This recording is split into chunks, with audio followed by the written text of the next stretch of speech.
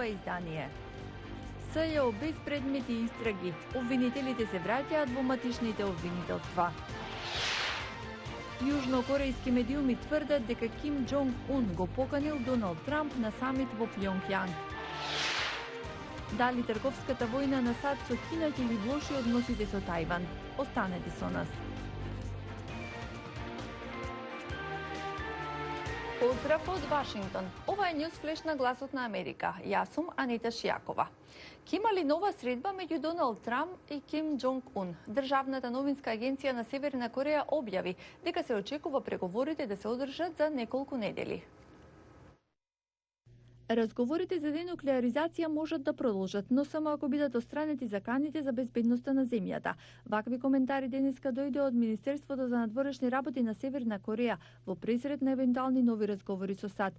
Во меѓувреме јужнокорејски весник од анонимни извори објави дека лидерот на Северна Кореја го поканил американскиот претседател на самит во Пјонгјанг. Сепак, ваквата објава не беше официјално потврдена. Речиси 50.000 работници во General Motors стапија во штрајк. Разговорите меѓу компанијата и синдикатот се очекува да продолжат денеска, но погоните се затворени. Подпредседателот на Унијата Тери Дитес рече дека одлуката да се штрајкува е последна мерка, но неопходна во моментов. Синдикатот бара подобри плати и здравствена заштита, безбедност на работните места и поделба на профитот. Советот на обвинители констатираше прекин на мандатот на обвинителите во специјалното јавно обвинителство. Судските процеси кои ги водеше СЈО се запрени додека републичкиот јавен обвинител не назначи кои обвинители треба да ги водат. Преговорите меѓу власта и опозицијата за законот за јавно обвинителство продолжуваат, известува Огнен Чанчаревиќ. 10 мината обвинители од специјалното јавно обвинителство од утре треба да се јават на работа во матичните обвинителства, од каде пред 4 години заминаа за да бидат дел од тимот на Катица Јанева.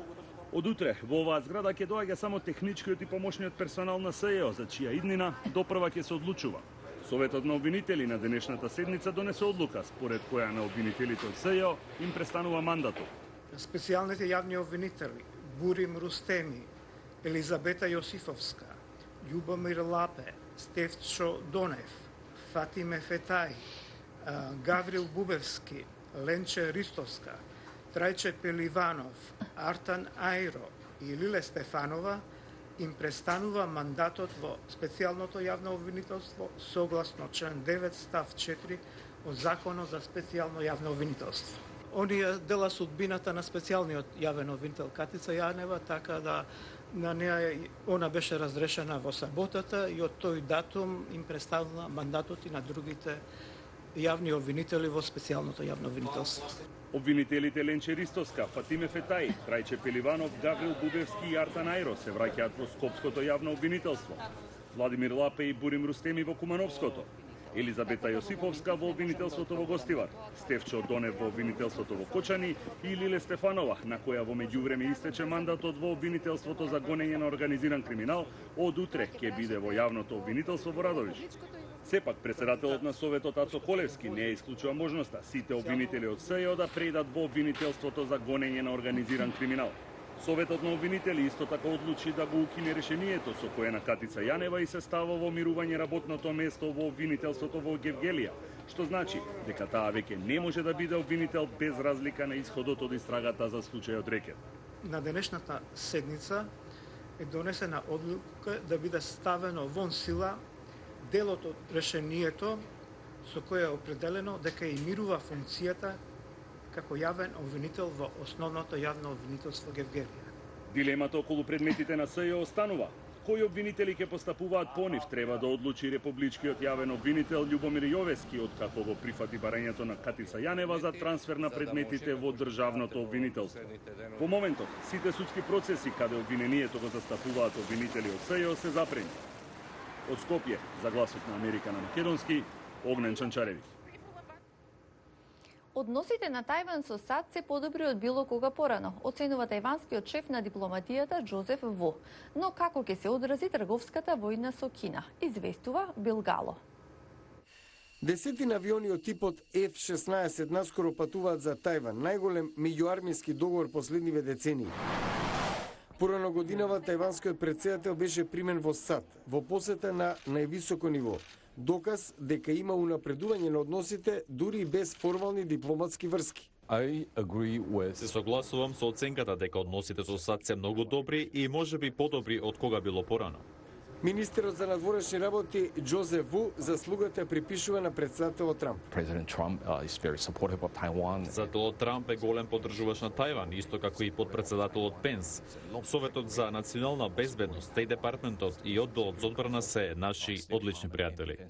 САД му продаваат оружје на Тајван за да се заштити од Кина, која на Тајпеј гледа како на отцепена провинција која треба да се врати дури и со сила ако мора.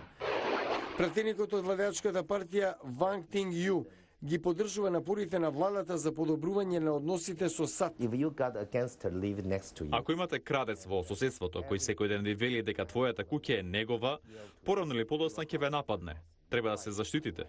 Но некој вела дека Трамп не е толку посветен на Тајван како што изгледа. Тоа чувство е вознемирувачко. Дали Тајван ќе се искористи за наддавање меѓу САД и Кина? Ваквата загриженост доаѓа од коментарите на Трамп за продемократските протести во соседен Хонг Конг, кој исто, како и Тајван, се соочува со растечко кинеско влијание. Трамп минатиот месец ги окарактеризира протестите како бунтовнички. Рече дека Пекинг треба да се справи со нив. Колку начинот на облекување кој се налага во дел од училиштата е причина за дискриминирање на жените. Ваква дебата се отвори откако студентки побараа никој да не им налага како да се облекуваат. Сахар Маджид истражуваше на оваа тема. Ученици од Тексас реагираа на видео во 2018-та по пропишаниот начин за облекување во нивното училиште. Велат, тоа ги става само девојчињата во позиција да бидат прекршители на правилата. Официјалните представници на средното училиште Маркус во Флауер Маунт се извинија откако видеото стана вирално и предизвика многу реакции. Деновиве се повеќе млади жени се спротивставуваат на напорите да им биде наложено како да се облекуваат и како да изгледаат. На Универзитетот Корнел во државата Њујорк, студентка протестираше по долна облека како одговор на забелешките за незините шорцеви. Историски во САД има ограничувања во овој домен. Девојките се посебно под надзор како се облекуваат, како се однесуваат. Дебатата започна по протестот на Летиша Чај од Универзитетот Корнел со видео во живо на Facebook. Because I'm more than Asian. I'm more than a woman. Тоа привлече внимание. Дали и јас би го направила тоа? Веројатно не. Чај, студентка од Кореја, вели дека од жените се бара прилагодување според барањата на мажите. Џо Палети, експерт за стил, вели дека се работи повеќе за стилот отколку за полот.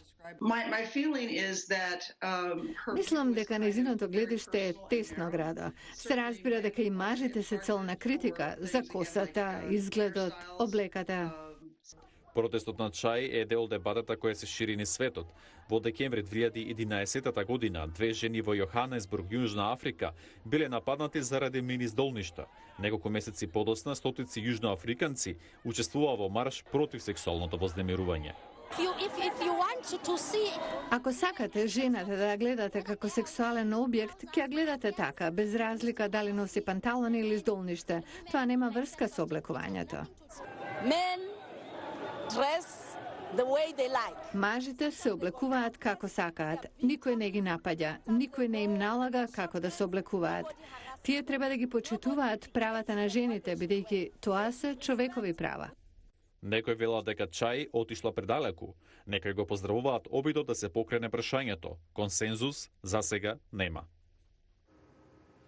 Ко гледавте Newsflash на Гласот на Америка на македонски. За повеќе содржини посетите на нашата интернет страница glasnaamerika.com. Гледајте не утре. Довидување.